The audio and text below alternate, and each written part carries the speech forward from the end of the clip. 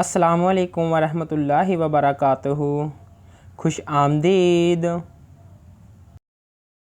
कब्र में इंसानी जिस्म की कौन सी चीज़ें सबसे आखिर में ख़त्म होती हैं?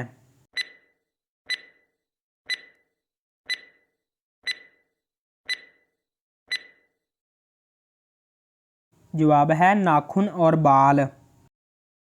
वो कौन सी चीज़ है जिसे हम ज़ाया तो कर सकते हैं लेकिन ख़रीद नहीं सकते?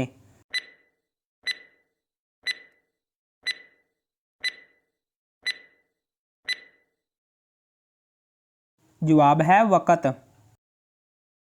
वो कौन सी आवाज़ है जिसे सब सुन सकते हैं लेकिन आप नहीं सुन सकते?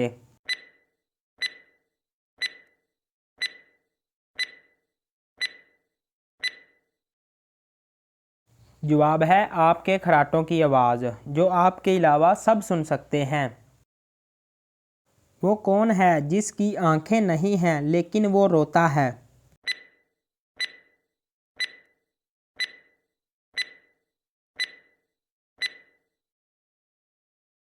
जवाब है बादल।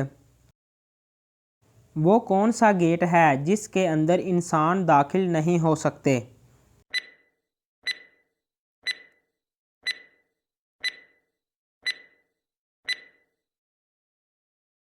जवाब है कोलगेट। उस सब्ज़ी का नाम बताएं जो फल भी है और फूल भी।